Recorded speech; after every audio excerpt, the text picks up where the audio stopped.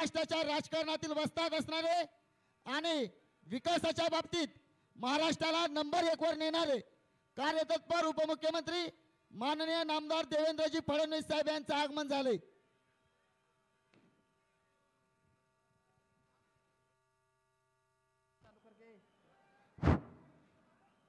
माननीय देवेंद्रजी फडणवीस साहब तुम आगे बढ़ो। पंतप्रधान नरेंद्र मोदी साहब तुम आगे बढ़ो। आदरणीय महाराष्ट्र राज्याचे उपमुख्यमंत्री लोकप्रिय उपमुख्यमंत्री देवेंद्र फडणवीस साहेबांचं आगमन व्यासपीठावरती झालेलं आहे। आपण त्यांचं टाळ्याच्या गजरामध्ये स्वागत करूया।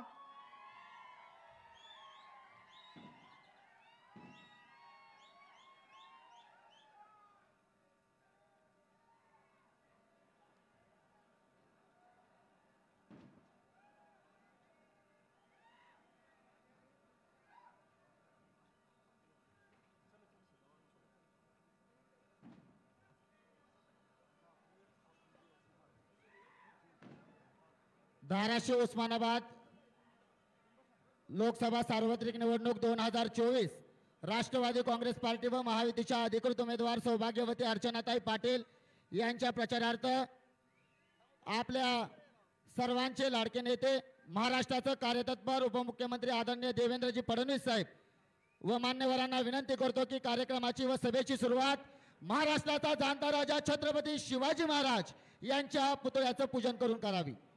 सर्वच मान्यवरांना विनंती करतो की आपण महाराष्ट्राचं आराध्य दैवत जाणता राजा छत्रपती शिवाजी महाराज यांच्या प्रतिमेचं पूजन करून या सभेची सुरुवात करणार आहोत। छत्रपती शिवाजी महाराज की जय भवानी। छत्रपती शिवाजी महाराज की जय भवानी। डॉक्टर बाबासाहेब आंबेडकरांचा, अण्णाभाऊ साठेंचा, अहिल्यादेवी होळकरांचा, छत्रपती संभाजी महाराज की जय भवानी।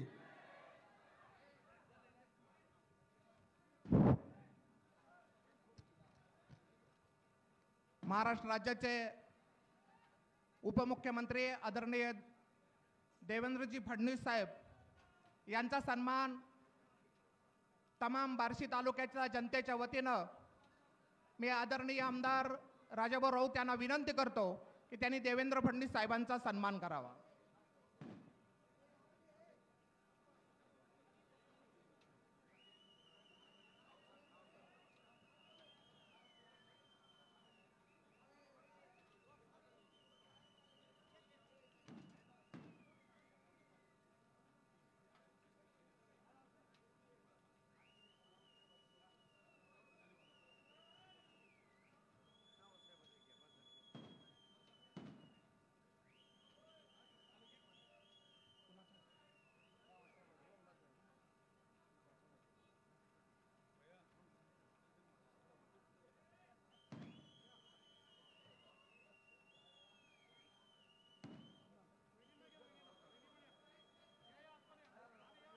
महाराष्ट्र राज्याचे लोकप्रिय उपमुख्यमंत्री देवेंद्रजी फडणवीस साहेब यांचा तमाम बार्शी तालुक्यातील मतदार बंधू भगिनींच्या वतीने सन्मान होतो आहे।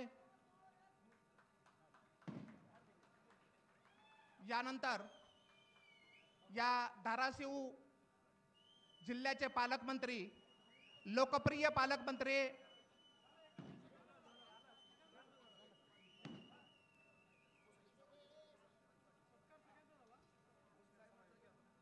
यानंतर सर्वांच्या वतीनं राजाभाऊंनी सन्मान केलेला आहे, परंतु मी एक बार्शी तालुक्यातील तमाम मुस्लिम बांधव सुद्धा या निवडणुकीमध्ये आम्ही तुमच्या सोबत खंबीरपणाने आहोत हे दाखवून देण्यासाठी मुस्लिम समाजांच्या वतीने आदरणीय देवेंद्रजी फडणवीस साहेबांचा सन्मान मुस्लिम बांधवांनी करावा अशी मी त्यांना विनंती करतो। ॲडव्होकेट आसिफभाई तांबोळी नगराध्यक्ष माजी नगराध्यक्ष यांच्या नेतृत्वाखाली सर्व मुस्लिम बांधवांनी आदरणीय देवेंद्रजी फडणवीस साहेबांचा सन्मान करावा अशी मी त्यांना विनंती करतो।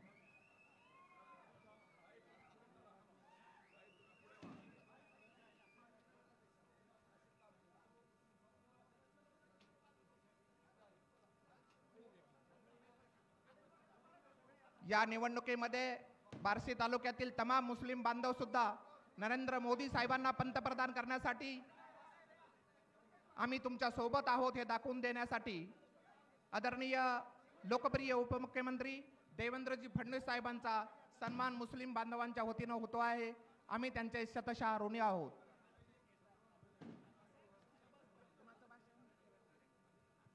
यानंतर तुम्हा सर्वांचे लाडके नेते आदरणीय राजाभाऊ राऊत यांनी आपले विचार व्यक्त करावेत असे मी त्यांना विनंती करतो.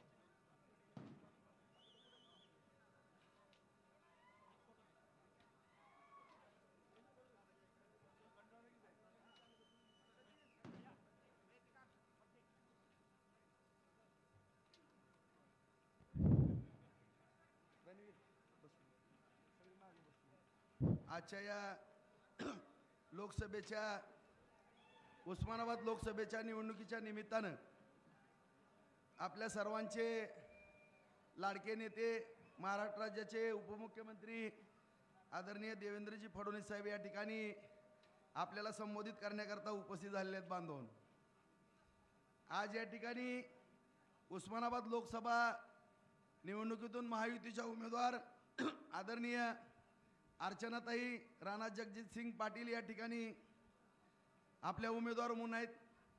त्यांच्या प्रचाराकरता या ठिकाणी जाहीर सभेच्या निमित्तानं आपलं लाडकं नेतृत्व या ठिकाणी उपस्थित झालेले आहेत.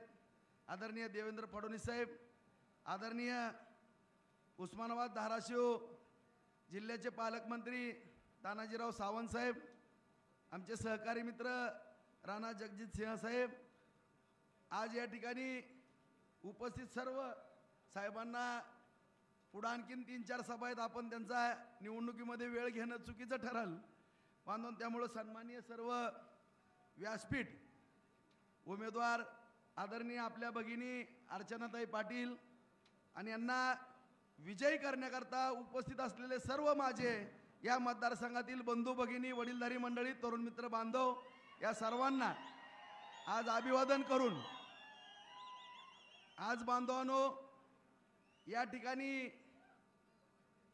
या लोकसभेच्या निवडणुकीच्या निमित्तानं मी आपल्या सर्व बंधू भगिनींना नम्रतेची विनंती करणार आहे. बांधवांनो, ही निवडणूक काय आपल्या ग्रामपंचायतची, तालुका पंचायत, नगरपालिका, विधानसभेची निवडणूक नाही. ही आपल्या देशाचं भवितव्य ठरवणारी निवडणूक आहे.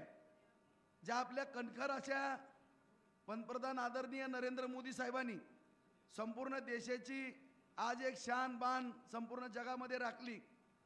आज 10 वर्ष गेली, 10 वर्ष झालं संपूर्ण जगभरामध्ये भारत देशाची मान उंचावली, भारत देशाची अर्थव्यवस्था मजबूत ठेवली. सर्वसामान्य नागरिकाला कोरोना काळामध्ये इतर देशाच्या अर्थव्यवस्था खिळखिळी झाल्या. ज्या इंग्रजांनी आपल्यावरती राज्य केलं त्यांचा सूर्य मावळत नव्हता बांधवांनो, त्यांची सुद्धा अर्थव्यवस्था खिळखिळी झाली. परंतु आपल्या पंतप्रधान साहेबांनी आज मोदी साहेबांनी सर्वांना, सर्व गोरगरीब, सर्वसामान्य शेतकरी, दीनदलित, कामगार, सर्व बंधू भगिनींना या ठिकाणी त्यांना आर्थिक मदत केली. 80 कोटी लोकांना धान्य, आयुष्यमान योजना, महिला सबलीकरणच्या योजना, सर्व स्तरावरती मोठी कामं केली आणि त्यांच्या मार्गदर्शनाखाली एकनाथ शिंदे साहेब मुख्यमंत्री झाले आणि आदरणीय आपल्या सर्वांचे लाडके नेते देवेंद्र फडणवीस साहेब उपमुख्यमंत्री झाले आणि आता अजितदादा पण आलेले आहेत बांधून. आणि आज सत्ता असल्यानंतर किंवा मोदी साहेबांचा आशीर्वाद असल्यानंतर आणि फडणवीस साहेबांची खंबीर साथ असल्यानंतर काय चमत्कार घडू शकतो बांधवांनो, ते आपण बार्शीकरांनी पाहिलेलं आहे.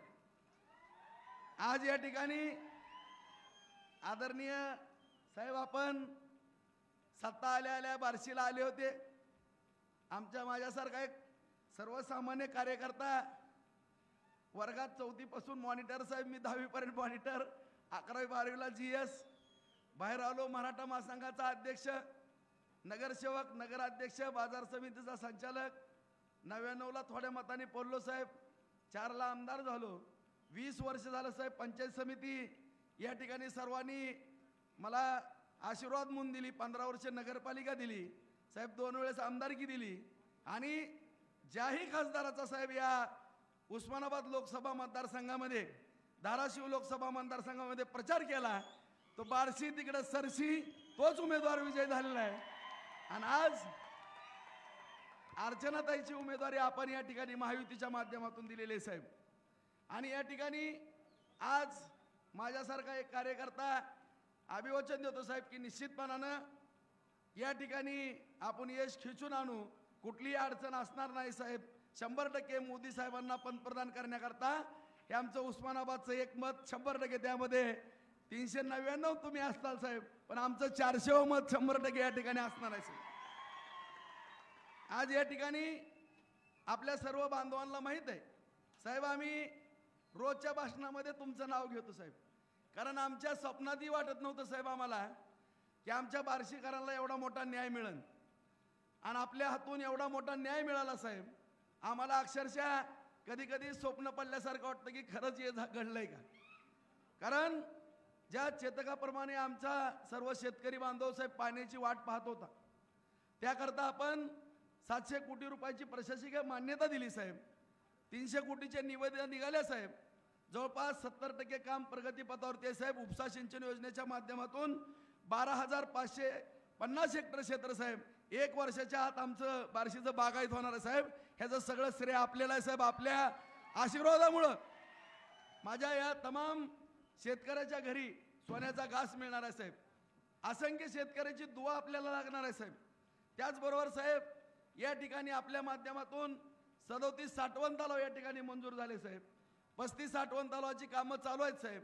3 साठवण तलावामध्ये पाणी भरलं. पाझर तलावाचं साठवण तलावामध्ये रूपांतर केलं साहेब. त्या साठवण तलावाच्या माध्यमातून साहेब या ठिकाणी कमीत कमी 7,000 हेक्टर जमीन या ठिकाणी वलिताखाली येणार आहेत. आज या ठिकाणी नागझरी भोगावती नदीवरती साहेब आपण 18 किटीवेर दिले. त्या माध्यमातून या ठिकाणी बहुतांशी शेतकऱ्याचा मोठ्या प्रमाणामध्ये पाण्याचा प्रश्न मिटलेला आहे साहेब.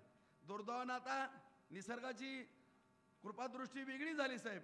दुष्काळ पडला, परंतु जर उजनी भरलं तर निश्चितपणानं साहेब आमच्या या बार्शी तालुक्यातलं आपल्या आशीर्वादानं साहेब कमीत कमी 1 ते 1.5 वर्षाच्या आत 50,000 एकर जमीन साहेब आपल्या आशीर्वादाने या ठिकाणी वलिताखाली येणार.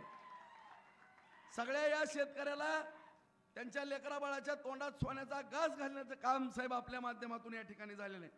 आज आपण बार्शी तालुक्यामध्ये एवढं मोठं शहर आहे साहेब, 2 लाख वस्तीचं 296 कोटी रुपये मंजूर केले साहेब अमृत 2 मधनं. त्याचंही काम चालू झालं साहेब. जॅकवेलचं काम चालू आहे. पैप सगळे येऊन पडल्यात. 1 वर्षाच्या आत शहराला रोज 4.5 कोटी लिटर पाणी या ठिकाणी येणार आहे साहेब. त्याबरोबर भुयारी गटरीला साहेब 115 कोटी दिले. शहरातील रस्त्याला 250 कोटी दिले. भगवान स्टेडियमला 10 कोटी दिले. शहरातली बागेला 5 कोटी दिले साहेब. पंतप्रधान आवास योजनेच्या माध्यमातून साहेब शहरामध्ये 2,000 घरं केली. रमाई आवाजच्या माध्यमातून 1,500 घरं केली. 1596 घराचं काम चालू आहे साहेब. आपण ऑनलाईन उद्घाटन केलं होतं. अंतिम टप्प्यामध्ये ते काम आलेलं आहे. ग्रामीण भागामध्ये साहेब माननीय पंतप्रधान नरेंद्र मोदी साहेबांच्या आपल्या मार्गदर्शनाखाली जवळपास 5,000 घरं आपण त्या ठिकाणी देऊ शकलो.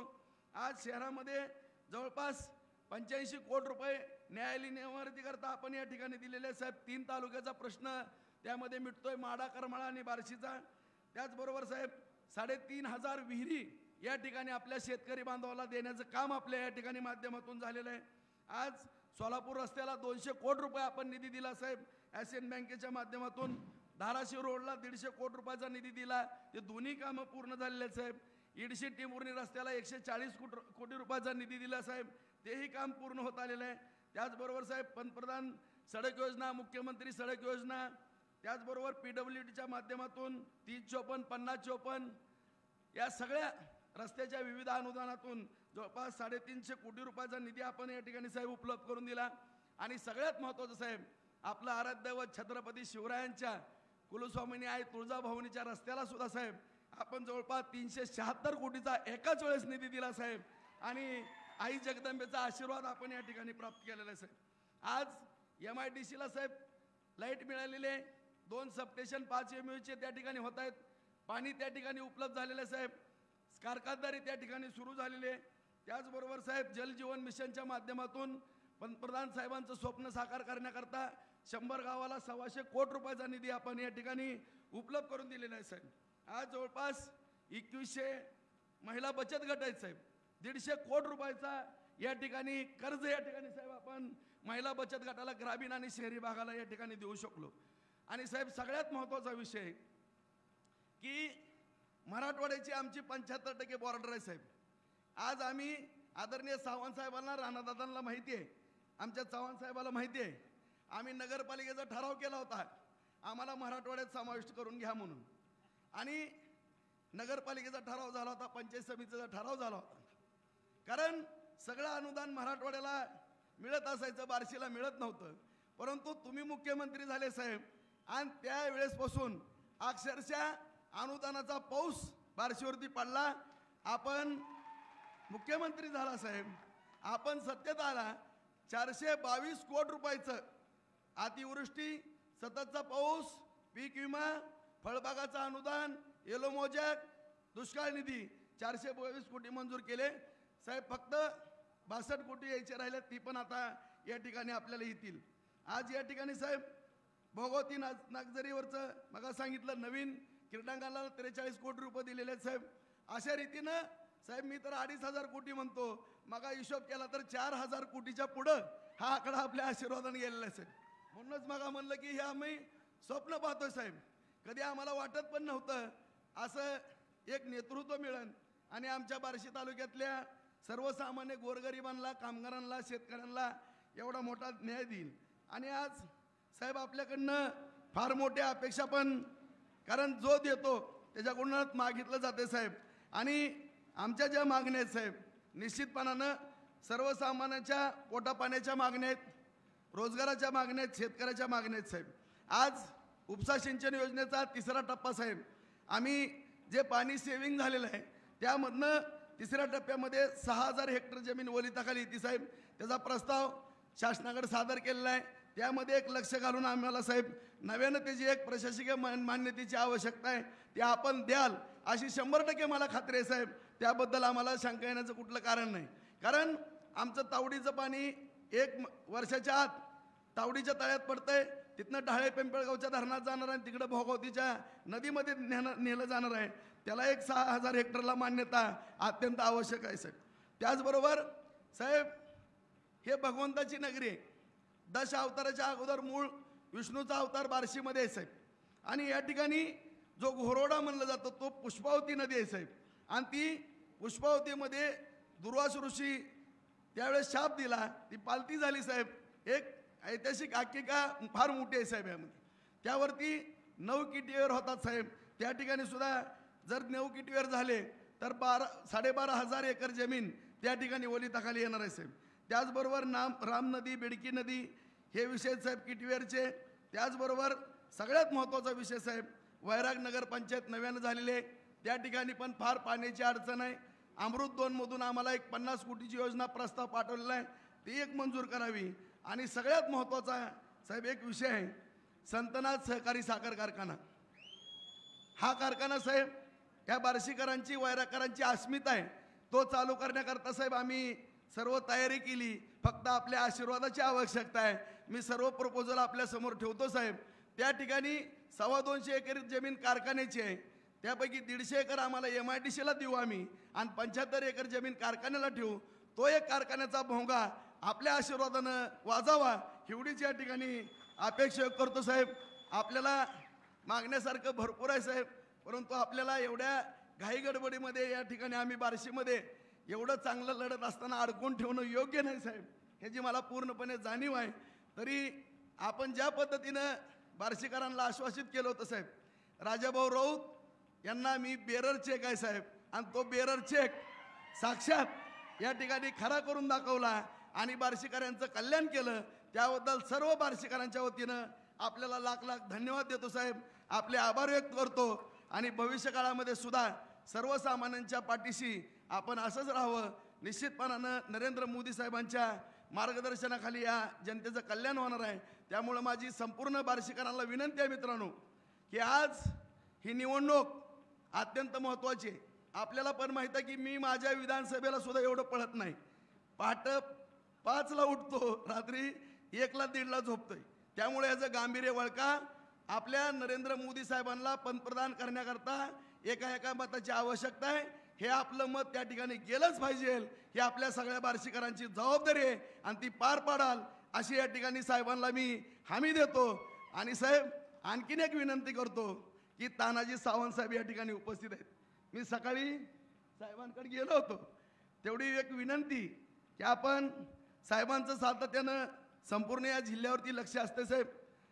धाराशिव जिल्हा असेल, सोलापूर जिल्हा असेल, आणि साहेबांना जर मनावर आणलं तर निश्चितपणानं कुठलाही चमत्कार घडू शकतो. तरी आपण पूर्ण जबाबदारी साहेबांवरती टाकावी आणि साहेबांना आजपासून उमेदवाराचा शेवटच्या मतदानाच्या 5 वाजेपर्यंत कुठेही जाऊ नका अशा पद्धतीची आपण विनंती करावी अशी या ठिकाणी मी आपल्याला विनंती करतो. कारण मी साहेबांना माहीत आहे, जवळनं पाहिलेलं आहे आणि साहेब यामध्ये झुकून काम करू लागलेले आहेत आणि आपण त्यांच्यावरती जबाबदारी टाकावी अशी राणादादांची माझी आपल्या दोघांना विनंती आहे. आणि आपण साहेबांवरती जबाबदारी पूर्ण मतदारसंघाची टाकाल अशी या ठिकाणी आपल्याला विनंती करून माझे 2 शब्द संपवतो. जय हिंद, जय महाराष्ट्र. धन्यवाद राजाभाऊ. यानंतर एक प्रवेश होतोय. धाराशिव उस्मानाबाद नगरपालिकेचे माजी नगराध्यक्ष, काँग्रेसचे ज्येष्ठ नेते मधुकर रावजी तावडे साहेब हे काँग्रेस पक्षातून भारतीय जनता पार्टीमध्ये प्रवेश करतायत. त्यांचा सन्मान आदरणीय उपमुख्यमंत्री देवेंद्र फडणवीस साहेबांनी करावा असे मी त्यांना विनंती करतो. त्याचबरोबर त्यांचा मुलगा आकाश तावरे, चेअरमन कुलस्वामिनी नॅचरल शुगरचे ते चेअरमन आहेत, त्यांचाही प्रवेश काँग्रेसमधून भाजपमध्ये होतोय. त्याचबरोबर दर्शन कोळगे, माजी नगरसेवक तथा माजी युवक काँग्रेसचे जिल्हाध्यक्ष, यांचाही प्रवेश काँग्रेस पार्टीमधून भारतीय जनता पार्टीमध्ये होतोय. त्यांचाही सन्मान आदरणीय देवेंद्र भाऊ फडणवीस यांनी करावा असे मी त्यांना विनंती करतो. त्याचबरोबर राजेंद्र तुपे, पळसप, विभाग प्रमुख धाराशिव, यांचाही प्रवेश भारतीय जनता पार्टीमध्ये होतोय. त्यांचाही सन्मान महाराष्ट्र राज्याचे उपमुख्यमंत्री देवेंद्रभाऊ फडणवीस यांनी करावा असे मी त्यांना विनंती करतो. आणि या सर्वांनी, हे माझी ज्येष्ठ काँग्रेसचे बऱ्याच दिवसापासूनचे कार्यकर्ते आहेत, नगराध्यक्ष म्हणून त्यांनी कारकीर्द बजावलेली आहेत. त्यांनी भारतीय जनता पार्टीच्या विचाराला प्रेरित होऊन जो प्रवेश केलेला आहे, त्यांचा मुलगा यांनी आकाशनेही प्रवेश केलेला आहे, दर्शन कोळगेने प्रवेश केलेला आहे. त्याचबरोबर यानंतर आपल्या लोकसभा उमेदवार आदरणीय अर्चनाताई पाटील यांना मी विनंती करतो की त्याने आपले विचार व्यक्त करावे. जय श्रीराम, जय भवानी, जय भवानी. महाराष्ट्राची कुलस्वामिनी आई तुळजाभवानी, संत शिरोमणी श्री गोरोबा काका आणि भगवंतांच्या चरणी आधी नतमस्तक होते. आपल्या महाराष्ट्राचे लाडके उपमुख्यमंत्री आणि ज्यांच्या येण्याने माझ्या या प्रचाराला आणि मला खरोखरच बळ मिळालंय. फडणवीस साहेब, आपली फॉर्म भरताना वाट बघत होतो, पण आज आपण आला. थँक्यू. तुम्हाला माहीत नाही की तुमच्या येण्याने केवढं भाषण चुकणार आहे, पण एवढं निश्चित बोलते की तुमच्या येण्याने मला वैयक्तिक खूप बळ आणि माझा विजयावरचा विश्वास ठाम झालेला आहे. तुम्ही पाठीशी असाल तर ही निवडणूक 1001% आम्ही जिंकणार आहे. आमच्या धाराशिवचे पालकमंत्री तानाजी सावंत साहेब, ज्यांनी फॉर्म भरताना म्हणजे मला शब्द आहेत की त्यांनी स्वतःहून म्हणाले की मी बहिणीसाठी छातीचा कोट करून उभं राहील. माझं भाग्य आहे की माझ्या पाठीशी एवढे कणखर भाऊ उभे आहेत. आपल्या बार्शी तालुक्याचे भाग्यविधाते आमदार माननीय राऊत साहेब, ज्यांनी माझी उमेदवारी खेचून आणली आणि पहिल्यांदा ते म्हणाले की ताई, फॉर्म तुम्हाला तिकीट डिक्लेअर होताना मी तुमच्या पाठीशी होतो, आता तुम्हाला निवडूनच देणार. मी खरंच त्यांची ऋणी आहे. तुळजापूरचे आमदार माननीय राणा जगजितसिंह पाटील साहेब, सुनील चव्हाण साहेब, गोपचडे साहेब, त्यांना पहिल्यांदा भेटते खासदार झाल्यावर. कॉंग्रॅच्युलेशन्स. इथं व्यासपीठावरील सर्व महायुतीचे पदाधिकारी, नेते, इथं जमलेले सर्व बार्शी परिसरातील सर्व वडीलधारी मंडळी, ग्रामस्थ, आवर्जून उपस्थित असलेल्या महिला, आज सगळ्यात प्रथम तर मी येत्या 7 मेला होणाऱ्या लोकसभा निवडणुकीसाठी महायुतीची उमेदवार, महायुती म्हणजे भाजप, शिवसेना एकनाथ शिंदे गट, राष्ट्रवादी काँग्रेस पक्ष अजित पवार गट, रासप जानकर साहेबांची, मनसे राज ठाकरे साहेबांची, रिपाई रामदास आठवले साहेबांची, स्वाभिमानी पक्ष, लहुजी शक्ती सेना, रयत क्रांती सेना आणि इतर घटक पक्षाची अधिकृत उमेदवार म्हणून माझ्या घड्याळ्या चिन्हासमोरील बटन दाबून आपण मला विक्रमी मताने विजयी करावं ही विनंती मी आज आपल्याला करायला आलेले. मी जास्त बोलणार नाही. मला दोन तीन गोष्ट फक्त क्लिअर करायचे की ही निवडणूक अर्चना पाटील विरुद्ध कोण अशी नाहीच आहे. ही निवडणूक मोदीजी वर्सेस राहुल गांधी अशी निवडणूक आहे. कोणाला देशाचं पंतप्रधान करायचं, कोणाच्या हातामध्ये देश द्यायचा, कोण देशाला सुरक्षित ठेवेल, कोण देशाला महासत्ता करण्याकडे घेऊन जाईल, ही ठरवणारी निवडणूक आहे. आणि मला असं वाटतं मागच्या 2 टर्ममध्ये मोदीजींनी आपलं नेतृत्व सिद्ध केलंय. मी मोदीजींच्या सगळ्या योजना सांगणार नाही. सांगत बसलो तर आपल्याला रात्र सुद्धा पुरणार नाही. पण एक गोष्ट निश्चित की करोनासारखं संकट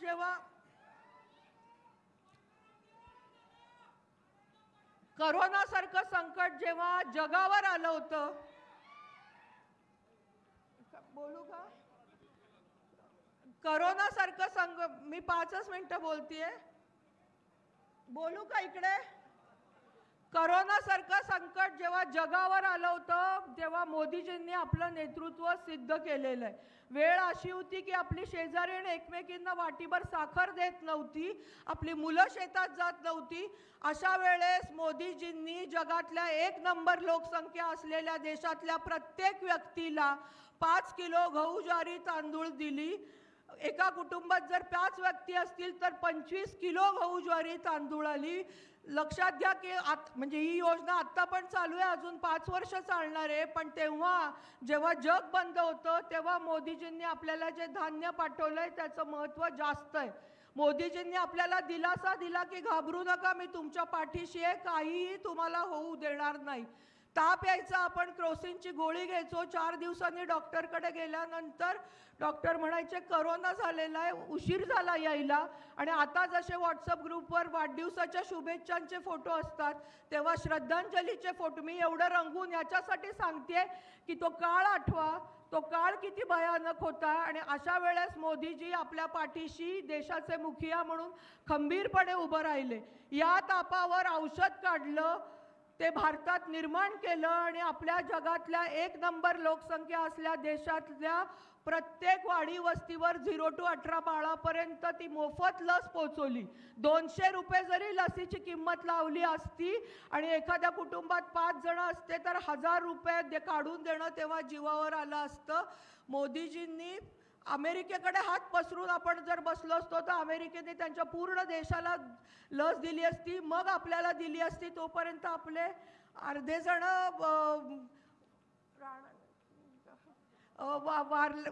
मृत्युमुखी पडले असते. मी फक्त ही 2 उदाहरणं दिली की मोदीजींनी आपलं नेतृत्व कसं सिद्ध केलेलं आहे. आणि परत एकदा 3ऱ्या टर्मला मोदीजी 1001% पंतप्रधान होणार आहे. महिला म्हणून मला एक गोष्ट आवर्जून सांगावीशी वाटते की जे मोदीजींचं एक कार्य मला जास्तीत जास्त भावलंय किंवा जे आम्हा महिलांना इम्पॅक्ट केलंय ते म्हणजे 12,000 रुपये शौचालय दिलेले आहेत. पूर्ण जगातल्या 1 नंबर लोकसंख्या असलेल्या देशाला 12,000 रुपये देऊन स्वच्छ भारत मिशन अंतर्गत म्हणजे पहिले पुरुष पंतप्रधान होते 75 वर्षानंतर, ज्यांनी लाल किल्ल्यावरनं स्वच्छ भारत मिशनची घोषणा केली आणि पूर्ण देश हागणदारी मुक्त केला. आम्हा बायकांना फक्त 2 गोष्टी पाहिजे होत्या, एक म्हणजे गाव दारूबंदी आणि दुसरी हागणदारी मुक्तता.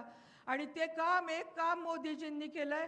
आता मोदीजी दुसऱ्या भेटल्यावर मी दारूबंदी देशात करा पण आता बोलायला नको, ही मागणी नक्की करेल. मला वाटतं मोदीजींनी आपलं नेतृत्व सिद्ध केलंय. 1001% मोदीजी पंतप्रधान होणारे. संसदेमध्ये मोदीजींनी सांगितलंय की येत्या 3 वर्षात ते भारताला 3 नंबरची अर्थव्यवस्था करतायत, म्हणजे जपान आणि जर्मनी सारख्या देशाला मागे टाकून आपण 3 नंबरची अर्थव्यवस्था होतोय. मी तुम्हाला ह्याच्यासाठी सांगते की मोदीजी तर पंतप्रधान होणारे, देश विकासाकडे जाईल, पण फक्त आपला प्रतिस्पर्धी उमेदवार जॅक किंवा टॉमी देतो म्हणून जर आपण निवडून दिला तर ही विकासाची गंगा आपल्या बार्शीपर्यंत येणार नाही. त्यामुळे हात जोडून विनंती, येत्या 7 मेला विचार करून मतदान करा. आणि मोदीजींनी सांगितलंय की त्यांना बहुमत हवंय, अबकी बार 400 पार, कारण त्यांनी पहिल्या 2 टर्ममध्ये घेतले नाही. त्याच्यापेक्षा क्रांतिकारी निर्णय या टर्ममध्ये मोदीजी घेणार आहेत. ऑलरेडी मागच्या टर्ममध्ये 370 कलम हटवणं असो किंवा राम मंदिराची उभारणी असो किंवा मी म्हणेन शौचालय बांधणं सुद्धा, हे क्रांतिकारी निर्णय मोदीजींनी घेतलेत. पण त्यांना बहुमत हवंय. 399चा जुगाड त्यांनी केलाय, 420 मी आहे. त्यामुळे मला दिल्लीला पाठवून आपण मोदीजींना विकास करण्यासाठी त्यांचे हात बळकट करूया. मला शेवटचं एवढंच सांगायचं आहे की अर्चना पाटील फक्त माध्यम आहे. आपल्या भागातले सगळे नेते, आत्ता राऊत साहेबांनी केवढ्या गोष्टी सांगितल्या की सत्तेत आल्यानंतर किती निधी आला आणि काय काय करायचं आहे आपल्याला, आपली वैरागची MIDC डेव्हलप करायची आहे, पाणी आणायचं आहे, या सगळ्या गोष्टी करायला सगळे आमदार खंबीर आहेत. म्हणजे आज औसा निलंग्याचे आमदार अभिमन्यू पवार साहेब, बार्शीचे आमदार राजेंद्र राऊत साहेब, उमरगा लोहाराचे ज्ञानराज चौगुले साहेब, बसवराज पाटील साहेब, रवी गायकवाड सर, तुळजापूरचे आमदार राणा जगजितसिंह पाटील साहेब, धाराशिवचे पालकमंत्री तानाजी सावंत साहेब, संभाजी पाटील निलंगेकर साहेब, अर्चना पाटील चाकूरकर ताई, हे सगळेजण आपापल्या भागाचा विकास करायला खंबीर आहेत. अर्चना पाटील फक्त एक माध्यम असणारे, एक महायुतीचा खासदार आपण निवडून दिला की हे ताटबानेने हक्काने महायुतीच्या सगळ्या आपल्या राज्यातल्या नेत्यांकडे आणि दिल्लीमध्ये अमित शाह साहेब, मोदी साहेब आणि नड्डा साहेबांकडे जाऊन आपापल्या भागासाठी निधी खेचून आणू शकतील. त्यामुळे हात जोडून विनंती, हा विषय 20 लाख लोकांच्या मतदानाचा विकासासाठीचा आहे. एक मतदान केल्यानंतर आपल्याला काय मिळणार आहे? फोन सगळ्यांनाच उचलावे लागतात, ग्रामपंचायत सदस्याला सुद्धा उचलावे लागतात, नाही तर परत निवडून येत नसतो. त्यामुळे विचार करून मतदान करा. मोदीजींसारखे पंतप्रधान परत परत देशाला लाभत नाही. आपलं भाग्य आहे की 3ऱ्या टर्मला मोदीजी आपल्याला पंतप्रधान लाभतायत. त्यांच्या माध्यमातून आपल्याला आपल्या धाराशिव मतदारसंघाचा विकास करायचा आहे. आणि आपले नेते एकनाथ शिंदे साहेब, देवेंद्रजी फडणवीस साहेब आणि अजित पवार साहेब, त्यामुळे पुढच्या पिढीसाठी तुम्ही एक मतदान आज कराल ते पुढची पिढीचा विकास ठरवणार आहे. त्यामुळे हात जोडून विनंती, येत्या 7 मेला घड्याळासमोरचं बटन दाबून भरभरून मतदान करा. खासदार झाल्यानंतर मला माहिती आहे मला चिठ्ठी आली आहे शॉर्ट, पण राणा मला बोलू द्या 1 मिनिट. तर मला एक गोष्ट सांगायची की शिर्डीच्या नाशिकच्या साईबाबांच्या चरणी विमान आलं, कोल्हापूरच्या अंबाबाईच्या पायाशी विमान आलं, नाशिकला त्र्यंबकेश्वर ज्योतिर्लिंग वणीच्या देवीच्या पायाशी विमान आलं होतं, पण माझ्या महाराष्ट्राची कुलस्वामिनी आई तुळजाभवानीच्या पायाशी आजतागत ट्रेन आलेली नव्हती. राणादादा आमदार झाल्यानंतर त्यांनी राज्य सरकारकडनं आणि वरती मोदीजींना पाठवल्यानंतर सोलापूर तुळजापूर धाराशिव रेल्वे मंजूर झाली. आघाडी सरकारच्या काळामध्ये त्याचा जो राज्य सरकारचा 450 कोटी रुपये हप्ता होता तो भरायला त्यांना जमलं नव्हतं. आणि आता आपलं महायुतीचं सरकार आल्यानंतर राज्य सरकारचा 450 कोटी आणि केंद्र सरकारचा 450 कोटी असे 900 कोटी रुपयेचा निधी येऊन ते काम चालू झालं. आणि 1.5 वर्षामध्ये माझ्या आई तुळजाभवानीच्या चरणी रेल्वे येणार आहे. मी तुम्हाला का सांगते की विकास जर आपण सत्तेत असोल आणि वरती आणि खालती आणि आपला आमदार खासदार असेल तर हे विकास शक्य आहे. 16,000 कोटी 16,000 कोटी हे 16वर किती शून्य मोजायला आपल्याला अर्धा तास लागेल. एवढा मोठा निधी माननीय फडणवीस साहेब, म्हणजे आपल्या महायुतीच्या सरकारच्या तिन्ही नेते एकनाथ शिंदे साहेब, फडणवीस साहेब, अजित पवार साहेब आणि केंद्रामधनं उजनी धरणाचं पाणी जे डॉक्टर पद्मसिंह पाटील साहेबांनी 23 TMC पाणी आरक्षित करून ठेवलं होतं, त्याचं 60 TMC पाणी 16,000 कोटी रुपये खर्चून बोगद्याने येत्या जूनमध्ये रामदारा तलावात येणार आहे. आणि पुढे ते पूर्ण जिल्ह्यामध्ये धाराशिवमध्ये पास. मला माहिती आहे, मी धाराशिवचं उदाहरण बार्शीत देते, पण 16,000 कोटी, 900 कोटी, शक्तीपीठ महामार्गाला 32,000 कोटी, जो मेजरली आपल्या मराठवाड्यात आणि या धाराशिव मतदारसंघातलं जाणारे, हा एवढा मोठा निधी खेचून आणण्यासाठी खासदार दिल्लीला पाठवायचा असतो, जॅक टॉमी देण्यासाठी फक्त नाही, हे लक्षात घ्या. आणि हा निधी आपल्याला खेचून आणण्यासाठी येत्या 7 मेला माझ्या घड्याळ चिन्हासमोरील बटन दाबून मला भरभरून मताने विजयी करा, एवढं बोलते आणि माझे 2 शब्द संपवते. धन्यवाद ताई. यानंतर आपल्या धाराशिव जिल्ह्याचे पालकमंत्री तथा आरोग्यमंत्री महाराष्ट्र राज्य, मी तानाजी सावंत साहेबांना विनंती करतो की त्यांनी आपले विचार व्यक्त करावे.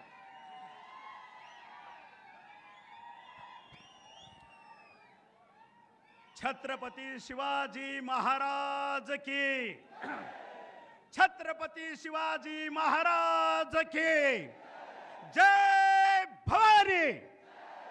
अरे काय आवाज आहे, शोभतो का? जय भवानी, जय जय जय जय जय भवानी.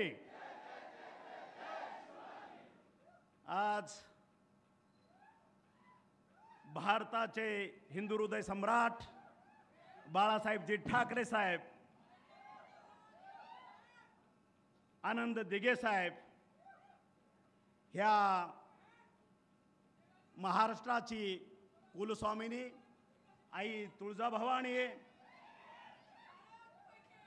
ह्या बार्शीचं किंवा तमाम महाराष्ट्राचं आराध्य दैवत भगवंत, ह्या व्यासपीठावर उपस्थित असलेले महाराष्ट्र राज्याचे लाडके उपमुख्यमंत्री देवेंद्रजी फडणवीस साहेब, उपस्थित असलेले राज्यसभेचे खासदार गोपचडे साहेब, त्या ठिकाणी उपस्थित असलेले ज्यांना आपण 7 मे नंतर खासदारकीची माळ गळ्यात घालणार आहोत, त्या आमच्या अर्चनाताई उमेदवार, आमचे आमदार राणा जगजितसिंह पाटील, माझे थोरले बंधू बार्शीचे आमदार राजाभाऊ राऊत,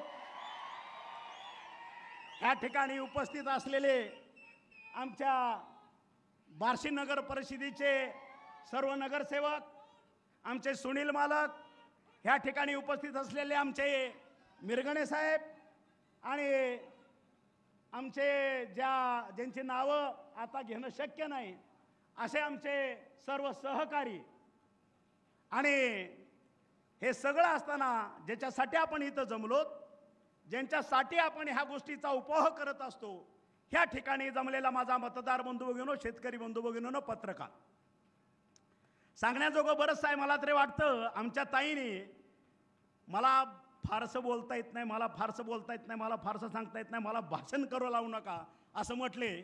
मला वाटतं ह्या धाराशिव जिल्हा लोकसभा मतदारसंघातला A to Z पॉईंट त्यांनी एकही चिठ्ठी समोर न घेता तुमच्या पुढं त्याचा पाडा वाचून दाखवलेला आहे. आणि त्याच्यामुळं मी माझ्या ताईचं आपल्या संपूर्ण बार्शीकरातर्फे अभिनंदन करतो, त्यांना धन्यवाद देतो.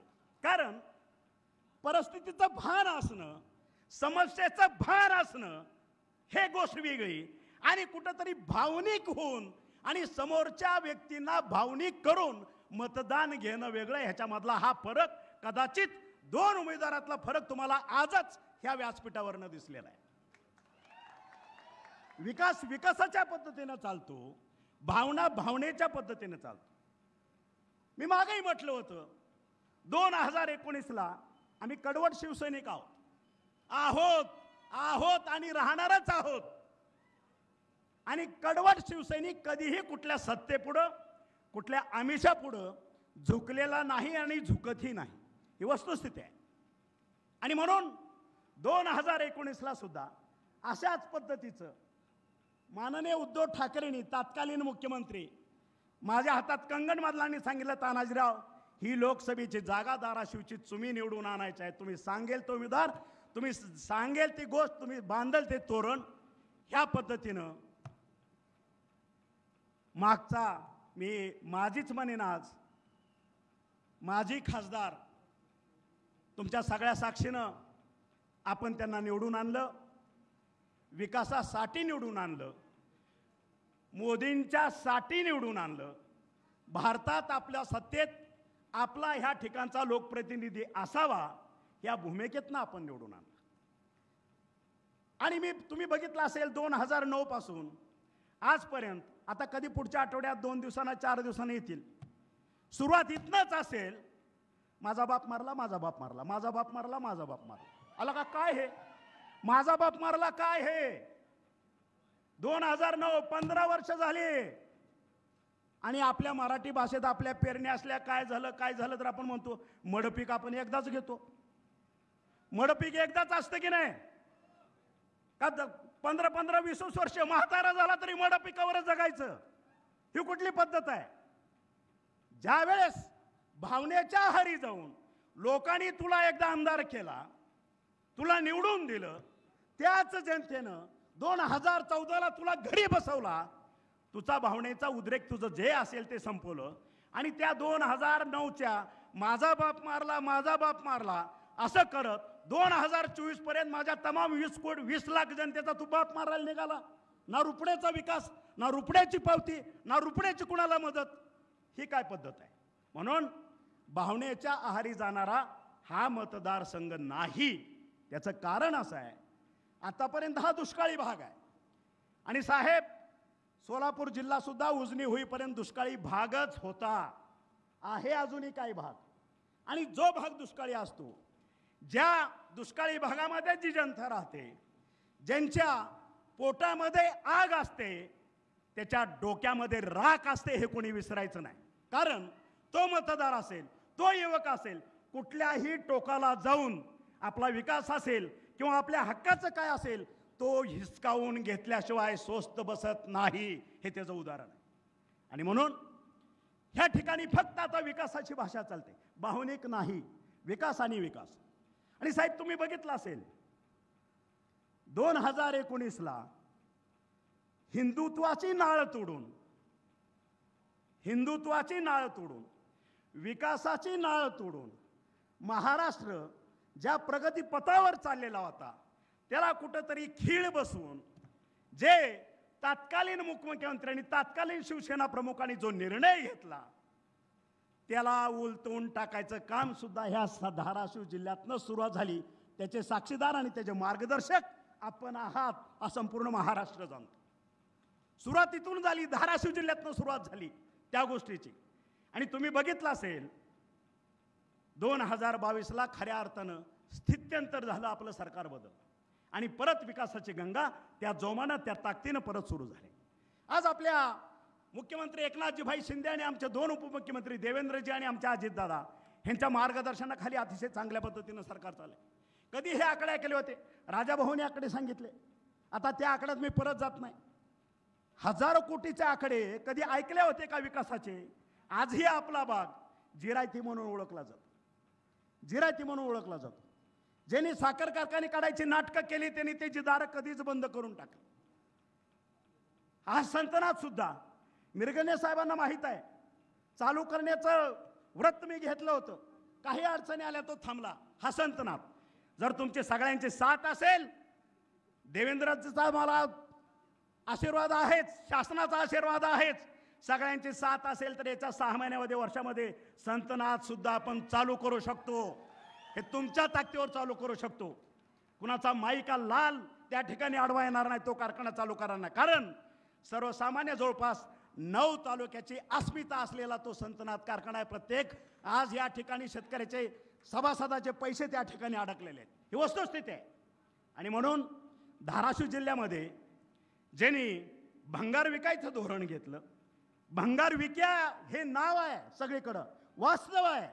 तेरणेच्या माध्यमातून मी बघितलं, तेरणेमध्ये त्या जमिनीखाली पुरलेल्या केबल सुद्धा ह्या भंगार चोरांना विकलेल्या आहेत, ही वस्तुस्थिती आहे. जाऊन बघा. आणि आज त्या कारखान्याचं वैभव काय आहे हेही आपण जाऊ बघा. आणि त्या कारखान्याचं वैभव पुनर्स्थापित करण्यासाठी सत्तेत नसताना, त्यावेळेस आपण सत्तेत नव्हतो, आपण फक्त आमदार होतो, अंदर की बात बता रहा हूं, अंदर की बात.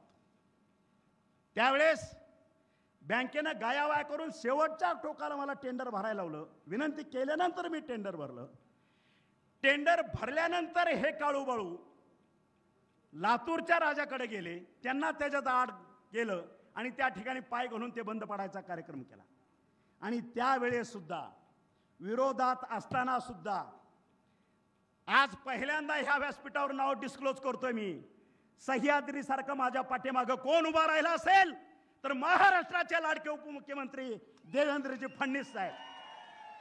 खऱ्या अर्थाने त्यांनी मला ताकद दिली आणि 3-4 सत्तांतर झाल्यानंतर 2 ते 3 महिन्यामध्ये त्या कारखान्याचं पोझिशन त्यांनी स्वतःच्या हस्ते मला त्या ठिकाणी दिली. ही विकासाची वाटचाल आहे. आणि ह्या ठिकाणी आपण कुठलाही विकासाच्या बाबतीत तडजोड करू नका. भावनिक व्हायचं काय कारण आहे. आणि साहेब देवेंद्रजी, मी तुम्हाला एक सांगू इच्छितो, ह्या बार्शीत माझे संस्कार ह्या बार्शीतले आहेत. 7वी ते 10वी सुलाक हायस्कूलला ह्या बार्शीला मी बोर्डिंगमध्ये शिकलेलो आहे. ह्या बार्शीचा गल्लीला गल्ली, पांडे चौक, अमुक चौक, ही गल्ली ते गल्ली इथनं फिरलेला आहे हाफ चड्डीवरती.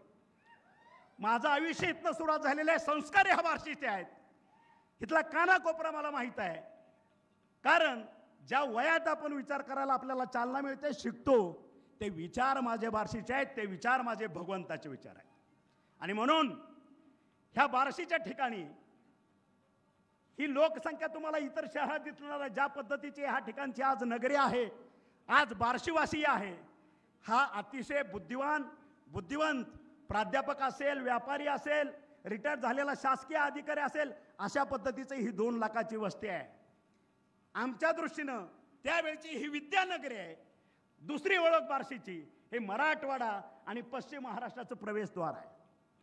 तिसरी ओळख ह्या बार्शीची, ह्या ठिकाणी आर्थिक केंद्र हे बार्शी आहे. आसपासच्या 2 जिल्ह्यात, धाराशिव जिल्हा असेल आणि सोलापूर जिल्हा असेल, जर पूर्वेकडचा भाग असेल, त्या ठिकाणचं अर्थकारण ह्या बार्शीमधून होतं. आणि म्हणून जुनी बार्शीची ओळख काय असेल? तमाशाचा असेल, फडाचा असेल, गजरा बांधायचा असेल, ती ओळख संपलेली आहे. आता विकासाचं पर्व सुरू झालेलं आहे. विकासाची गंगा वाहणार आहे. आणि म्हणून 2019ला माननीय देवेंद्रजींनी मुख्यमंत्री असताना त्यावेळेस आपल्या उजनीतनं, जेऊर बोगद्यातनं पाणी मिरगावांवरून आपल्या संपूर्ण मराठवाड्याला पाणी आणायचं होतं. 7 TMC तो प्रोजेक्ट मंजूर करून दिला. त्याचं चाल करून दिली. जलयुक्त शिवारसारखी मोठी योजना राबवली. त्या काळात शेवटचे 4 महिने मी कॅबिनेट मंत्री होतो. देवेंद्रजीच्या हाताखाली काम केलं. त्यावेळेचा माझ्याकडे अहवाल आहे. जलयुक्त शिवारामुळं मराठवाड्यातल्या जमिनींचं 4.5 मीटरनं वॉटर टेबल वाढलेलं होतं. आणि जसं सरकार बदललं, सत्तांतर झालं, इमिजिएट अशा शेतकऱ्यांच्या हिताच्या, सर्वसामान्य माणसाच्या हिताच्या योजना त्यांनी बंद पाडल्या. त्यानंतर आम्ही माझ्या अंदाजानं 2ऱ्या का 3ऱ्या कॅबिनेटमध्ये 19ला शेवटच्या निर्णय घेतला देवेंद्रजींनी की मराठवाड्यातल्या 8 जिल्ह्यामध्ये 11 जी धरणं आहेत, त्या धरणाचं कुठल्याही दुष्काळामुळे पाणी पुरवठा कमी होता नाही म्हणून वॉटर ग्रिड सिस्टीम करायचा निर्णय घेतला. जवळपास 34,000 कोटीची ती योजना होती. जसं सरकार बदललं, त्या योजनेला ह्यांनी स्टे देऊन दिला. ती योजना बासनात गुंडाळली. आणि ज्यावेळेस सत्तांतर झालं, सरकार आलं, त्यावेळेस माननीय देवेंद्रजी आणि आमचे मुख्यमंत्री एकनाथजीभाई शिंदे हे दोघंच कॅबिनेटमध्ये होते. पहिल्याच मीटिंगमध्ये आपल्याला जेऊर टू मराठवाडा ह्याचं पुन्हा पुनर्जीवन केलं. त्याला 11,500 कोटीचं बजेट पहिल्या कॅबिनेटमध्ये मंजूर केलं. आणि 2ऱ्या कॅबिनेटमध्ये मराठवाड्यातील 8 जिल्हे आणि 11 धरणं ह्याचं जे वॉटर लूप सिस्टम होती तेही पुनर्जीवित केलं आणि त्याचंही बजेट प्लॅनिंग केलं. आणि म्हणून खऱ्या अर्थानं सर्वसामान्य शेतकऱ्यांना, सर्वसामान्य गोरगरिबांना दिलासा देणारं हे सरकार आहे. कोरोना काळामध्ये तुम्ही बघितलं असेल, मोदींना मी फक्त भारताचे पंतप्रधान म्हणून नाही, कारण फक्त भारताचा पंतप्रधान म्हणलं तर तो त्यांचा अपमान होईल. कारण आज ते विश्वनेते आहेत. जगातले 80% देश, आज 80% देशामध्ये पंतप्रधान नरेंद्रभाई मोदीचं आज नेतृत्व मान्य केलेलं आहे तिथल्या अध्यक्षांनी. आणि म्हणून आपला नेता आपल्या भारतापुरता मर्यादित नाही, तर आपला नेता हा विश्वनेता आहे. आणि म्हणून विश्वनेत्याचं व्हिजन जर आपल्याला अस्तित्वात आणायचं असेल, ते जर पुढच्या 4 वर्षामध्ये आपल्याला जर खऱ्या अर्थानं गोरगरिबापर्यंत पोहोचवायचं असेल, तर ह्या वेळेस धाराशिव जिल्हा धाराशिव लोकसभा मतदारसंघ ह्या ठिकाणचा उमेदवार हा आपल्या विचाराचा, मोदी साहेबांच्या विचाराचा असला पाहिजे. आणि म्हणून आपला एक आकडा त्या ठिकाणी असणं गरजेचं आहे. ना तानाजी सावंतसाठी त्याची गरज आहे, ना देवेंद्रजी फडणवीससाठी गरज आहे, ना त्याची गरज महाराष्ट्रासाठी आहे. त्याची गरज माझ्या सर्वसामान्य शेतकऱ्यासाठी आहे.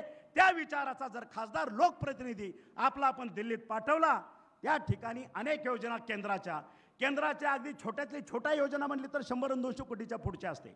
आणि म्हणून आपला तर जिल्हा आकांक्षित आहे. आपला देशामध्ये 3रा मागासलेला जिल्हा आहे. आणि ह्या जिल्ह्याला जर पश्चिम महाराष्ट्रासारखं रूप द्यायचं असेल तर आपल्याला मोदी साहेबांच्या विचाराचा खासदार देणं गरजेचं आहे.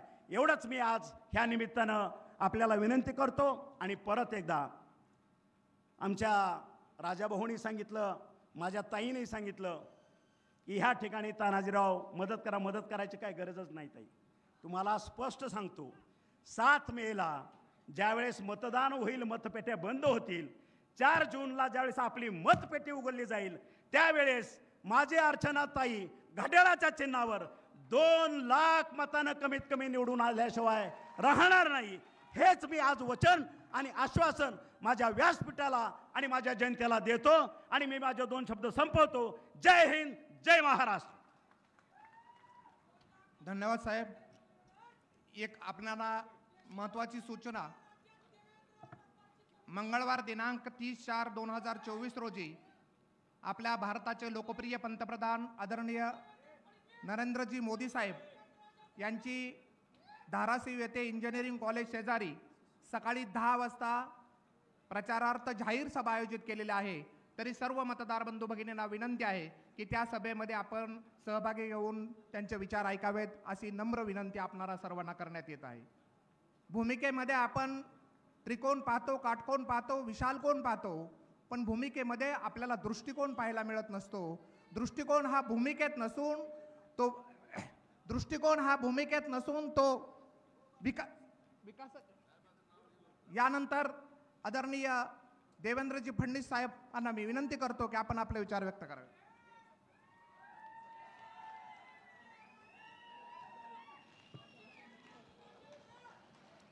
भारत माता की, भारत माता की, छत्रपती शिवाजी महाराज की, धर्मवीर छत्रपती संभाजी महाराज की, जय श्रीराम. हिंदवी स्वराज्याचे सरसंस्थापक छत्रपती शिवरायांना मानाचा मुजरा करतो. भारतीय राज्यघटनेचे शिल्पकार भारतरत्न डॉक्टर बाबासाहेब आंबेडकर यांना मानवंदना अर्पित करतो. खऱ्या अर्थानं महाराष्ट्राची कुलस्वामिनी आई तुळजाभवानी आणि बार्शीचे भगवंत यांच्या चरणी नतमस्तक होतो.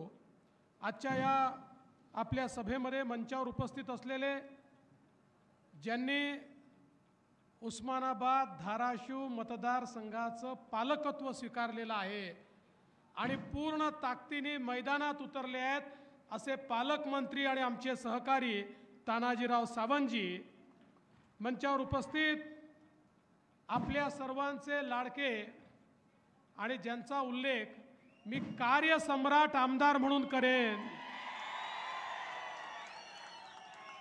असे राजाभाऊ राऊत, अजितजी गोपचडे, राणा जगजितसिंग पाटील, आपल्या लोकप्रिय उमेदवार आणि ज्यांचं अतिशय सुंदर भाषण आपण सगळ्यांनी ऐकलं त्या अर्चनाताई पाटील, आसिफभाई तांबोळी, सुनील भाऊ चव्हाण, रमेश अण्णा पाटील, संतोषजी निंबाळकर, राजेंद्रजी मिरगणे, नानाजी राऊत, अरुण भाऊ कापसे, निरंजन भूमकार, महावीर कदम, मल्हार पाटील, धनंजय जाधव, रणवीर राऊत, मदन दराडे, राजश्रीताई डुंबरे, पद्माताई काळे, विक्रम सावळे, नवनाथ चांदणे, शंकर वाघमारे, प्रशांत कथले, त्याचप्रमाणे विश्वरूपाताई शेळके, या ठिकाणी उपस्थित असलेले अंबर ऋषी कोळेकर, मंचावरील सर्व मान्यवर आणि या ठिकाणी उपस्थित असलेल्या माझ्या माता भगिनी आणि बंधूंनो, खरं म्हणजे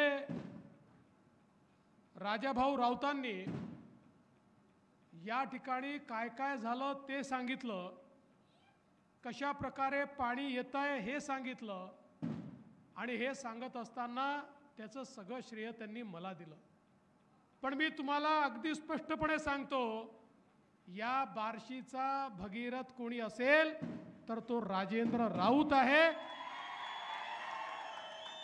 700 कोटीची बार्शी उपसा सिंचन योजना आली, ती केवळ राजेंद्र राऊतांमुळे आली.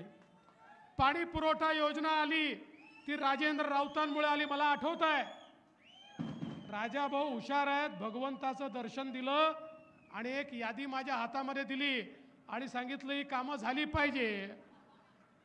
आणि तुम्हाला सगळ्यांना माहिती आहे, राजाभाऊंवर माझं विशेष प्रेम आहे आणि त्याचं कारण आहे, जो व्यक्ती 24 तास जनतेमध्ये राहतो, जो व्यक्ती 24 तास जनतेचा विचार करतो, जो व्यक्ती 24 तास जनतेसाठी संघर्ष करतो, तोच व्यक्ती आम्हाला प्रिय असतो. आणि तसे आमचे राजाभाऊ राऊत आहेत. आणि म्हणून या ठिकाणी बार्शी उपसा सिंचन योजना असेल, बार्शी पाणी पुरवठा योजना 296 कोटीची, वैराग पाणी पुरवठा योजना 50 कोटीची, भुयारी गटार योजना 115 कोटीची, मैदानाकरता त्या ठिकाणी क्रीडा संकुलाचे 43 कोटी रुपये. यादी खूप मोठी आहे. बार्शी सोलापूर रस्ता आहे, बार्शी तुळजापूर रस्ता आहे, परांडा धाराशिव रस्ता आहे, येडशी टेंभुर्णी राष्ट्रीय महामार्ग आहे, जल जीवन मिशनमधनं जवळपास 100 गावांसाठी 125 कोटी रुपये आहेत. या सगळ्या गोष्टी या ठिकाणी आल्या, त्या राजाभाऊंच्या पाठपुराव्यामुळे आल्या. आणि राजाभाऊ काळजी करू नका, ते एवढं हुशार आहेत. आज एक नवीन यादी त्यांनी माझ्या हातामध्ये दिली आहे, एवढी मोठी. पण जसं मी सांगितलं की तुमचा बेरर चेक मी आहे, आज तुम्हाला सांगतो की महाराष्ट्राच्या खजिन्याची चावी ही अजितदादांच्या हाती देण्यात आली आहे. आणि अजितदादांनी सांगितलं, देवेंद्र फडणवीस सही केल्यानंतरच मी खजिना उघडणार आहे. त्यामुळे शिंदे साहेब असतील, अजितदादा असेल आणि मी आहे, आम्ही तिघही आहोत. ही लिस्ट मी आजच मंजूर करतो, काय काळजी करू नका. हे जे जे कामं तुम्ही सुचवलेले आहेत ते सगळे कामं या ठिकाणी मंजूर करण्यात येतील. आणि मला विश्वास आहे, बार्शीकरांनी जसं राजाभाऊवर प्रेम केलं तसाच आशीर्वाद बार्शीकर अर्चनाताईंना देखील देतील. आता डबल ताकद आहे. राजाभाऊंच्या सोबत आमच्या तानाजीरावांची ताकद देखील आहे, कारण तानाजीराव बार्शीमध्ये शिकलेले आहेत आणि ज्याच्या पाठीशी बार्शी त्याची सगळीकडे सरशी. त्यामुळे मला हा विश्वास आहे. बंधू भगिनींनो, ही जी काही निवडणूक आहे, ही निवडणूक आपल्या सगळ्यांना कल्पना आहे, ही काही ग्रामपंचायतची, जिल्हा परिषदेची, नगरपालिकेची निवडणूक नाही आहे. देशाचा नेता निवडण्याची निवडणूक आहे. पुढचे 5 वर्ष देशाचा कारभार कोणाच्या हाती दिला पाहिजे याची निवडणूक आहे. कोण देशाला सुरक्षित ठेवू शकतं, कोण देशाला विकासाकडे नेऊ शकतं, कोण या देशाला महाशक्ती करू शकतं, या देशातल्या सामान्य माणसाच्या आशा, आकांक्षा आणि अपेक्षा कोण पूर्ण करू शकतं, याचा फैसला करणारी ही निवडणूक आहे. आणि म्हणून बंधू भगिनींनो, आज आपण पाहू शकतो या देशामध्ये आता केवळ 2 पर्याय आहेत. ही निवडणूक काही अर्चनाताईंमध्ये आणि उबाठामधली निवडणूक नाही आहे. या देशात केवळ 2 पर्याय आहे. एक पर्याय आपले विश्वप्रसिद्ध असलेले विश्वगौरव विकास पुरुष नरेंद्र मोदीजी आहेत. आणि मोदीजींच्या समवेत एकनाथरावजी शिंदेंच्या नेतृत्वातली शिवसेना, अजितदादांच्या नेतृत्वातली राष्ट्रवादी, त्या ठिकाणी मनसे, त्या ठिकाणी रिपाई, त्या ठिकाणी पिरिपा, त्या ठिकाणी रासपा, त्या ठिकाणी रयत क्रांती, त्या ठिकाणी जनसुराज्य, अशी एक व्यापक मोठी युती मोदीजींच्या नेतृत्वात या ठिकाणी काम करते आहे. आणि दुसरीकडे कोण आहे? दुसरीकडे आहेत राहुल गांधी. आणि राहुल गांधींच्या नेतृत्वामध्ये 26 पक्षांची खिचडी एकत्रित झाली आहे. आपली महायुती कशी आहे माहिती आहे? आपली महायुती ही विकासाची गाडी आहे, विकासाची गाडी. या गाडीला मोदीजींचं पॉवरफुल इंजिन आहे आणि प्रत्येक पक्षाचे डबे त्यात लागले आहेत आणि या प्रत्येक डब्यामध्ये आपल्याला त्या ठिकाणी दीन दलित गोर गरीब आदिवासी शेतकरी शेतमजूर महिला अल्पसंख्याक ओबीसी सगळ्यांकरता या डब्यांमध्ये जागा आहे. सगळ्यांना डब्यामध्ये बसवून सबका साथ सबका विकास करत ही गाडी विकासाकडे जाणार आहे. पण तिकडे राहुल गांधींच्या गाडीची अवस्था काय आहे? तिथे डब्बेच नाही आहे, फक्त इंजिनच आहे. बरं, ते इंजिन हे प्रत्येक जण म्हणतो मीच इंजिन आहे, कोण इंजिन आहे समजतच नाही. राहुल गांधी म्हणतात मी इंजिन आहे, पवार साहेब म्हणतात मी इंजिन आहे, उद्धव ठाकरे म्हणतात मी इंजिन आहे, लालूजीचा मुलगा म्हणतो मी इंजिन आहे, मुलायम सिंगाचा मुलगा म्हणतो मी इंजिन आहे, ममता बॅनर्जी म्हणते मी इंजिन आहे, स्टॅलिन म्हणतो मी इंजिन आहे. त्या ठिकाणी डब्बे नाहीच आहे. आता बघा, इंजिनमध्ये बसायला जागा किती लोकांकरता असते? फक्त ड्रायव्हर करता. सामान्य माणूस इंजिनमध्ये बसत नाही. यांचं इंजिन असं आहे, राहुल गांधींच्या इंजिनमध्ये फक्त सोनियाजी आणि प्रियंकाजी बसू शकतात. शरद पवार साहेबांच्या इंजिनमध्ये फक्त सुप्रियाताई सुळे बसू शकतात आणि उद्धवजींच्या इंजिनमध्ये केवळ आदित्य ठाकरे बसू शकतात. तुमच्याकरता त्यांच्या इंजिनमध्ये जागा नाही आहे. तुमच्याकरता जागा ही केवळ मोदीजींकडे आहे. त्यामुळे अर्चनाताईंच्या घड्याळ्याची बटन दाबली की आपल्या बार्शी सहित उस्मानाबादची बोगी ही थेट मोदीजींच्या ट्रेनला जाऊन लागते आणि ती ट्रेन आपल्या सगळ्यांना घेऊन वेगाने विकासाकडे निघते. बंधू भगिनींनो, ही विकासाची निवडणूक आहे. अर्चनाताईंना दिलेलं मत, घड्याळाला दिलेलं मत हे मोदीजींना दिलेलं मत आहे. अन्य कोणालाही दिलेलं मत हे राहुल गांधींना दिलेलं मत आहे. तुम्हाला फैसला करायचा आहे, मोदीजी हवेत की राहुल गांधी हवेत, याचा फैसला करणारी ही निवडणूक आहे. 10 वर्षामध्ये मोदीजींनी 20 कोटी गरिबांना कच्च्या घरातनं पक्क्या घरात आणलं. 50 कोटी लोकांकडे गॅस दिला, 55 कोटी लोकांकडे शौचालय दिलं, 60 कोटी लोकांकडे शुद्ध पिण्याचं पाणी पोचवलं, 80 कोटी लोकांना मोफत रेशन देण्याचं काम केलं, 60 कोटी लोकांना आयुष्यमान भारतमध्ये 5 लाखापर्यंतचा सगळा इलाज मोफत केला, जवळजवळ 60-62 कोटी लोकांना आमच्या तरुणाईला मुद्राचं लोन दिलं, 10 लाखापर्यंतचं लोन बिना तारण आणि बिना गॅरेंटरचं मोदीजींनी त्या ठिकाणी दिलं. पूर्वी एखादा तरुण हा जर बँकेत जायचा, बँक त्याला विचारायची तारण ठेवायला तुझ्याकडे घर किंवा जमीन आहे का? बँक त्याला विचारायची एखादा सरकारी अधिकारी तुझा नातेवाईक आहे का? असेल तर त्याची गॅरंटी दे तर तुला लोन मिळेल. मोदीजींनी सांगितलं या सगळ्यांची गॅरंटी मी घेतो आणि जवळजवळ 60-61 कोटी लोक हे त्या ठिकाणी 10 लाखापर्यंत मुद्रा लोनचे लाभार्थी झाले आणि याच्यामध्ये 31 कोटी महिला आणि मुली आहेत की ज्या आपल्या पायावर उभ्या राहिल्या आहेत. आज मोदीजींनी बचत गटाच्या माध्यमातून 80 लाख बचत गट तयार केले. राजाभाऊ सांगत होते आपल्याकडे किती चांगलं बचत गटाचं काम झालंय. 80 लाख बचत गट तयार केले आणि त्या बचत गटांना 8 लाख कोटी रुपये त्या ठिकाणी कर्ज दिलं.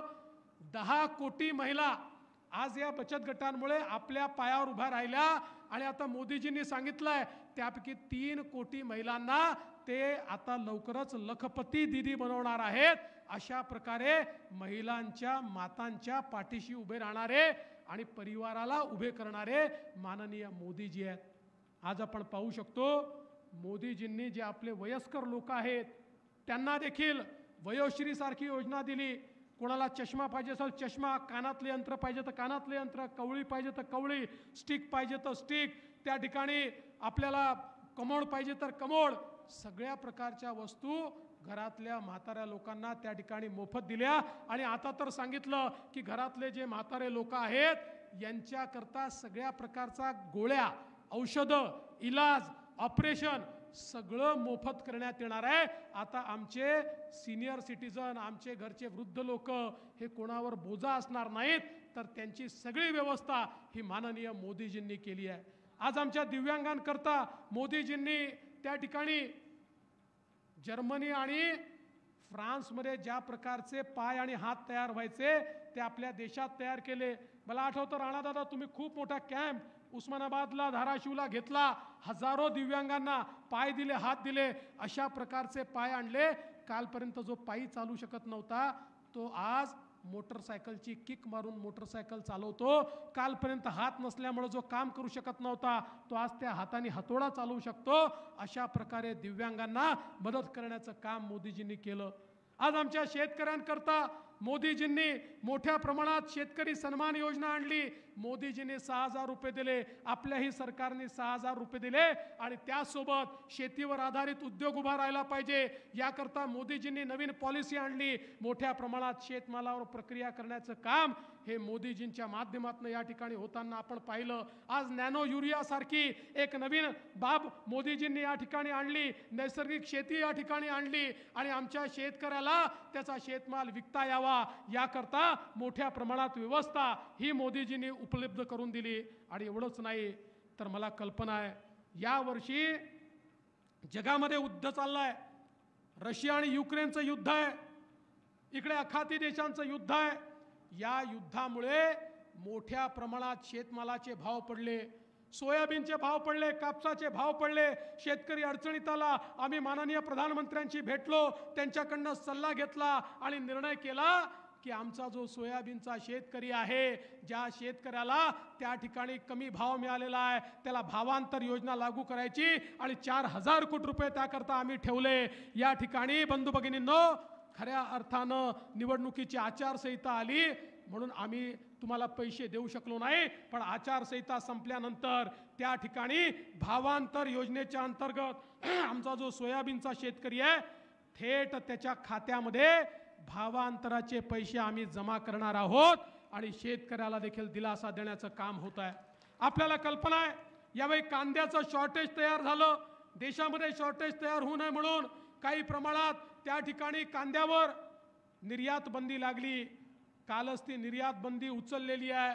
पण महाराष्ट्रामध्ये एकनाथराव शिंदेजींनी आम्ही निर्णय केला, मागच्या काळामध्ये आपण कांद्याला अनुदान दिलं आणि आताही या निर्यात बंदीच्या काळामध्ये ज्या शेतकऱ्यांचं नुकसान झालंय त्या शेतकऱ्यांना मदत करण्याची भूमिका हीच राज्य सरकारने या ठिकाणी घेतलेली आहे.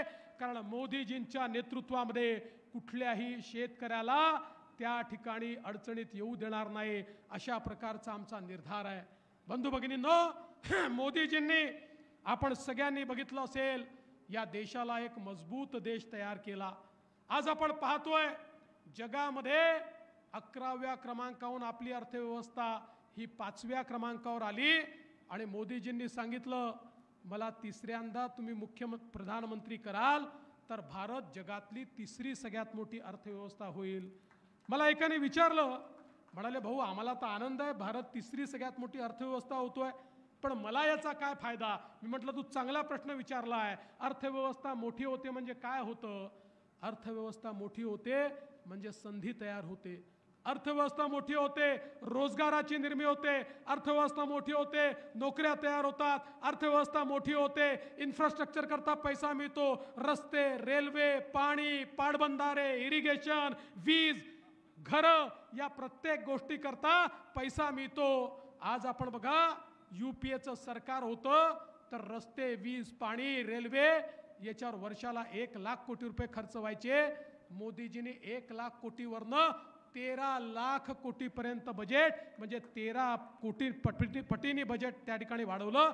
आणि म्हणून हे जे सगळे रस्ते आपण पाहतोय, रेल्वे आपण पाहतोय, ज्या रेल्वेचा अर्चनाताईंनी या ठिकाणी उल्लेख केला, हे सगळे कामं होऊ शकलेत कारण मोदीजींनी अर्थव्यवस्था मजबूत केली. अर्थव्यवस्था मजबूत होते तर गरीब कल्याणाचा अजेंडा चालतो.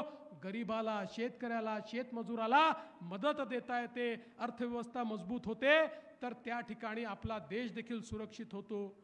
आपण सगळे बघा, अर्चनाताईंनी उल्लेख केला, खरं आहे कोविडचा काळ आठवा, ज्या काळामध्ये आपल्या नातेवाईकाकडे जाण्याची चोरी होती. मौत मिट्टीला लोक जात नव्हते, एकमेकाला ओळख दाखवत नव्हते. प्रत्येकाच्या नजरेसमोर होतं माझा परिवार वाचेल का. आजूबाजूचे लोक किड्या मुंग्यासारखे पटापटा मरत होते आणि जगाच्या पाठीवर लोक म्हणायचे भारतामध्ये किमान 40-50 कोटी लोक तरी मरतील. कारण यापूर्वी जगाच्या इतिहासात अशा प्रकारची महामारी जेव्हा जेव्हा आली, भारताला त्या महामारीवरचं इंजेक्शन हे किमान 30 वर्षांनी 40 वर्षांनी जगाने उपलब्ध करून दिलं. आणि आपल्याला लक्षात असेल 100 वर्षापासनं प्लेग सारख्या बिमाऱ्या आल्या, कोट्यावधी लोक मेले, पण आपल्याला कधी त्याचा इलाज मिळाला नाही. लोकांना वाटत होतं आता ही अशीच अवस्था होईल. 4 देशांनी लसी तयार केला होता, ते 4 देश वाट पाहत होते, भारत येईल, आमच्या पुढे हात जोडेल, मग भिकाऱ्यासारख्या काही लसी देऊ आणि भारताकडनं पैसे कमवू. भारतातले लोक किड्या मुंग्यासारखे मरतील अशा प्रकारे अनेक लोकांना त्या ठिकाणी वाटत होतं. अशा काळामध्ये या देशाचे प्रधानमंत्री माननीय मोदीजींनी भारतामध्ये शास्त्रज्ञांना एकत्रित केलं आणि भारतीय बनावटीची लस तयार केली आणि 140 कोटी लोकांना ती लस 2 वेळा विनाशुल्क या ठिकाणी टोचली. बंधू भगिनींनो, आज आपण सगळे जिवंत आहोत मोदीजींनी तयार केलेल्या लसीमुळे. ही जर लस तयार झाली नसती, काय अवस्था आपली राहिली असती? या देशाला मोदीजींसारखा कणखर प्रधानमंत्री मिळाला नसता, काय आपली अवस्था राहिली असती? आणि म्हणून यावेळेचं मत तर आपल्या परिवारानं केवळ आणि केवळ कोविडमध्ये मोदीजींनी जे नेतृत्व दिलंय त्या नेतृत्वाकरता मोदीजींच्या पाठीशी आपण उभं राहिलं पाहिजे. अरे, मी मॉरिशस सारख्या देशात गेलो होतो. मॉरिशसचे तिथे आपले छत्रपती शिवरायांच्या पुतळ्याचं उद्घाटन होतं. त्या ठिकाणी मी मॉरिशसच्या राष्ट्रपतींना भेटायला गेलो. मॉरिशसचे राष्ट्रपती म्हणाले, फडणवीसजी माझे धन्यवाद मोदीजींना कळवा. मी म्हटलं कशा करता धन्यवाद? म्हणाले, माझा मॉरिशस जिवंत आहे कारण मोदीजींनी आम्हाला कोविडची लस दिली, नाहीतर माझा मॉरिशस बेचिराख झाला असता. आणि जगामध्ये असे 100 देश आहेत की जे देश मोदीजींचं नाव घेतात. आज जगातला शक्तिशाली देश म्हणून आपल्या पाठीशी ते उभे आहेत. बंधू भगिनींनो, ही निवडणूक ही देशाची निवडणूक आहे. आज देश सुरक्षित राहायला पाहिजे. आपण तो काळ आठवा जेव्हा कोणी आपल्या देशात यायचं, देशामध्ये बॉम्बस्फोट करायचं आणि निघून जायचं. आणि आमचे प्रधानमंत्री अमेरिकेकडे जाऊन हात जोडून म्हणायचे, बघा बघा तो पाकिस्तान त्या ठिकाणी आमच्या देशात बॉम्बस्फोट करतो, आमच्या देशातल्या लोकांना मारून टाकतो, तुम्ही त्याला रागवा. त्यांना ते रागवायचे नाही आणि बॉम्बस्फोट थांबायचे नाही. मोदीजी सत्तेवर आले, पाकिस्तानला वाटलं हे तसंच सरकार आहे, त्यांनी आपल्या देशामध्ये हल्ला केला, आपल्या देशामध्ये बॉम्बस्फोट केला. मोदीजींनी एअर स्ट्राईक केला, सर्जिकल स्ट्राईक केला, त्या ठिकाणी घुसून आतंकवाद्यांना मारलं. बघा 2019 नंतर कोणाच्या बापाची हिंमत झाली नाही भारतामध्ये एकही बॉम्बस्फोट करू शकले नाहीत. अरे आता भारत मजबूत देश झालाय आणि पाकिस्तान दिवाळखोरीकडे चाललाय. ही अवस्था या देशामध्ये मोदीजींनी केली. आज भारताने 7000 किलोमीटर दूर कुठेही शत्रूचं टार्गेट असेल तर त्या ठिकाणी जाणारं मिसाईल तयार केलाय. असं मिसाईल तयार केलाय, आर्टिफिशियल इंटेलिजन्स त्याच्यामध्ये आहे, ज्या मिसाईलला केवळ फीड केलं टार्गेट कुठे आहे की बरोबर 7000 किलोमीटर जाऊन ते टार्गेट उद्ध्वस्त करते. असं अग्नि मिसाईल तयार केल्यामुळे आता चीनही वाकडी नजर करून भारताकडे पाहू शकत नाही. बंधू भगिनींनो, मजबूत नेता लागतो, मजबूर नेता नाही. जो झुकतो तो नेता नाही, जो झुकवतो तो खऱ्या अर्थानं नेता असतो. आणि असा झुकवणारा नेता हा मोदीजींच्या रूपानं आपल्याला लाभला आहे. आणि म्हणून मी तुम्हाला विनंती करण्याकरता आलो आहे, देशाची निवडणूक आहे. देश राहिला तर आपण सगळे राहणार आहोत. आणि ज्या क्षणी 7 तारखेला अर्चनाताईंच्या घड्याळाची बटन तुम्ही दाबाल, वोट अर्चनाताईंना मिळेल, पण त्याच वेळी तुमचं वोट हे मोदीजींना देखील मिळेल. मोदीजींना पुन्हा प्रधानमंत्री करण्याची संधी ही तुमच्याकडे आहे, ही तुमच्या हातात आहे. देश मजबूत करण्याची संधी ही तुमच्याकडे आहे. आणि मला विश्वास आहे बार्शीतले लोक भगवंतांना मानणारे लोक आहे, भगवंताचा आशीर्वाद प्राप्त केलेले लोक आहे. त्यामुळे बार्शी ही निश्चितपणे आपल्या पाठीशी उभी राहील आणि अर्चनाताईंना तुम्ही निवडून द्याल हा विश्वास व्यक्त करतो. आणि पुन्हा एकदा सांगतो, राजा भाऊंनी दिलेली यादी पूर्ण करण्याची जबाबदारी माझी आणि सावंत सरांची आहे. ती यादी आम्ही पूर्ण करून दाखवू एवढाच विश्वास व्यक्त करून माझे 2 शब्द संपवतो. धन्यवाद. जय हिंद, जय भारत. यानंतर लहुजी सेनेच्या वतीनं माजी उपनगराध्यक्ष नवनाथ चांदणे यांच्या नेतृत्वाखाली लहुजी सेनेचे कार्यकर्ते बार्शी शहरातील आदरणीय देवेंद्रजी फडणवीस साहेबांचा सन्मान करतायत, तो त्यांनी करावा असे मी त्यांना विनंती करतो. मगाशी मी नाव घेताना विसरलो, लहुजी शक्ती सेनेनेही पूर्ण पाठिंबा महायुतीला दिला आहे.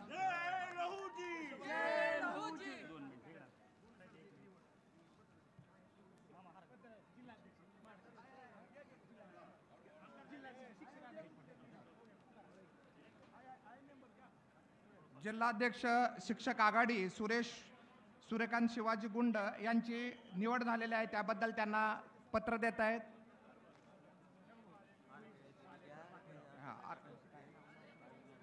अविनाश गायकवाड बार्शी शहराचे RPIचे शहराध्यक्ष यांच्या